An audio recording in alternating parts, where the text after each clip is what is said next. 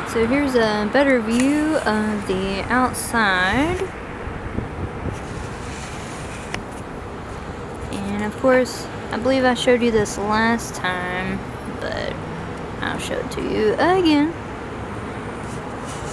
And standing on the corner, there's the Winston Tower, and there's a guy over there who's watching me talk to this camera I'm holding. Oh well, whatever. Alright, so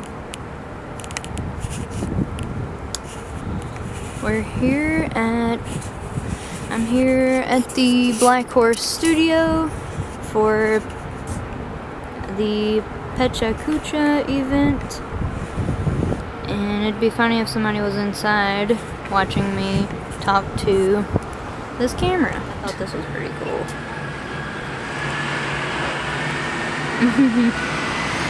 Alright, I'll see you guys on the inside.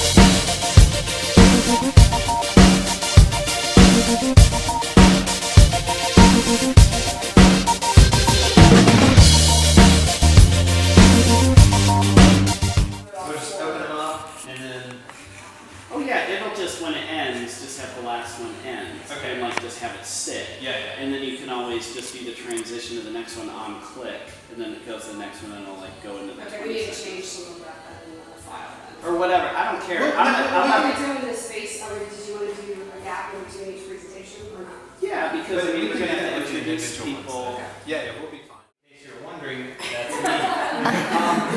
So basically, I just wanted to take people on the journey of art and how I arrived at where I am now. So this was one of the first paintings I ever saw when I was a little kid. It's a Van Gogh. I love the texture, the color, and mainly what perplexed me about this was, what the hell are these people doing in this hole? I could never figure that out.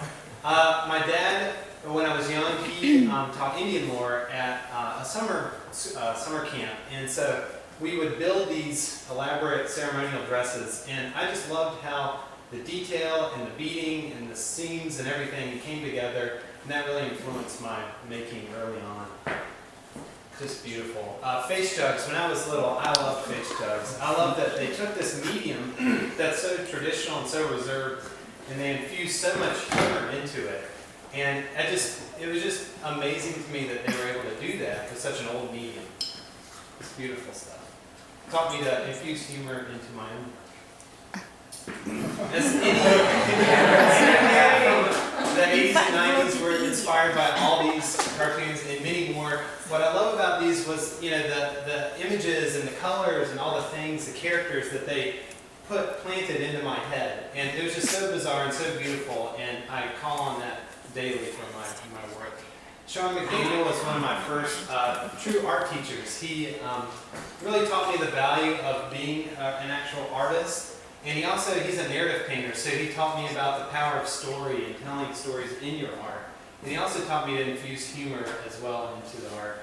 Just another harkening back to the face jugs. He also gave me this book, The Art Spirit by Robert Henry. And Robert Henry is an amazing painter, but he also wrote this book. And beautiful quotes like, "Color is only beautiful when it means something." How long it's going to let me? And pretend you are dancing or singing a picture. A worker or a painter should enjoy his work, else the observer will not enjoy it. Just great stuff. Get that if you don't have it. When I was in high school, I loved Japan, and I loved this guy, HOKUSAI. And what he taught me was the power of series. He took Mount Fuji and made a whole body of work about it. And it just really showed me that you could take one subject and just keep creating around it.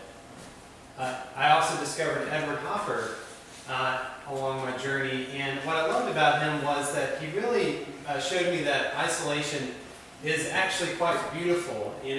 Along with his color and his light and everything, I just love that he would show these scenes, and it wasn't like anything else I'd ever seen before. Any good art student loves Salvador Dali, and but what I really loved about him, along with his bizarreness, was his amazing technique. So his modeling, his just amazing way he handled form. But then I also loved this this landscape, and I started incorporating it into my work when I was young. And I was like, where did that come from? Where is it going? Picasso, he's sort of a no-brainer in anybody's art story. But mainly what I liked about him was the way he taught us to see differently with cubism, but then also just create. Whether it's pottery, sculpture, found objects, whatever it is, just prolifically create and create. Richard Diebenkorn is one of my favorite painters ever. I found him when I moved out to San Francisco. He captured the spirit of the Bay Area with color and landscape, and he really taught me the beauty of mistakes. He would draw a line, and instead of erasing it, he would just paint over it, so you could see this path that he took in each canvas. Wayne Thiebaud is another California painter, and I just loved how he captured San Francisco, the color, the landscape, everything was beautiful. But then he also showed me that everyday objects can be beautiful. It doesn't have to be the Mona Lisa, it doesn't have to be anything, it's just pies, but he was able to capture the beauty. Illustrate something for 48 million people, you better just do what your art director says, because after 10 sketches that I submitted, I finally wound up doing the idea that they wanted. It was for USA Today, USA Weekend. So good learning experience there, just listen to them. Did you read the article about making lovers? No. Just curious about that. I learned that my own personal interests can play a big part in my art, and I love tennis and the US Open, and this is now the second time the New Yorker has published personal drawings about tennis for me. However, they insist that I make it more New York, and so I added a pigeon to each one of the illustrations right before the publication date. I learned that I like France so much that I have to, in any time I get some creative freedom, try and make something look French. And for a fraud calendar of all things, I decided to add the baguette at the last minute, and that set the tone for the piece. And this was actually something that got into the Society of Illustrators, and we're happy about that. And I learned that if I sit on something long enough, in this case 10 years, something will finally happen if I actually finish it. This was my first children's book idea about manners. And I sat on the idea for 10 years. I finally sat down one day and made a painting, and that's how I got a relationship with my publishing agent now to try and get this thing published with Abrams. I learned that if your art is really, really, really, really big, you get a big excitement about it, because this is the first time I ever had something for a national campaign produced. I also learned that when something's this big and important, they're going to art direct it for about 3 months straight. So I did about 13 versions of the guy with the mustache, including goatees. I also learned that my art is cooler than I thought it was when the Hundreds called me, and they never called me again. Because they asked me to do my 3 favorite musicians at the time, and I did the Smiths, the Pixies, and Morrison, the Pixies, and Bjork, and they did not sell well. So, here I learned that I can do charitable work, but also make money. Help Inc. is a great organization that produces designers' work for cards, posters, and T-shirts, and so on. But in addition to giving most of the profits to charities, they actually give you a little cut. So I get a tiny little royalty check for about $10 a month, and that's my coffee money. I learned that I can do work for NPR that is really, what's the word? I'm trying to think of it, sorry, it's hard to do in 20 seconds. What you would expect, like someone drinking coffee in a forest who's a cat lady. And they would still go for it, I just thought it would be funny, they went for it. I learned that Bulgarians like fashion and they like illustration. I got a call from Bulgaria to do some art for a line of a high-end fashion line, apparently. And it was really super cool to just do some pen and ink brush drawings, but they insisted that everybody was smoking. I learned that I'm never going to do a map like this again, ever, as long as I live. This was a great project, income-wise, and it was a learning experience, and I'm glad I did it. However, never, ever, ever again. This took almost 5 months with constant revisions and new construction, and it was absolutely the biggest challenge of my illustration career. I learned that my interest in Lost and 24 could actually be combined and published. This was for the Boston Globe, and it was a blast to work on, but I also learned that it is impossible to draw Jack Bauer I had to work on his likeness over and over and over again to get it right because I thought keep yourself would be easy, it was not.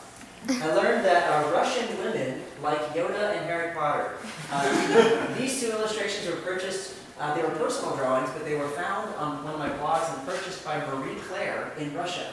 And I hadn't the slightest idea why. I never found out what Marie Claire wanted with Yoda in Russia, but that's what they did. I learned that you should learn about your client before you do work for them. I did this cover thinking, what a great idea, I'm so excited to do a cover for this magazine, only later to actually read some of the articles in the Spectre and realize that their politics are 180 return from my own, and I was really upset that I had worked for them.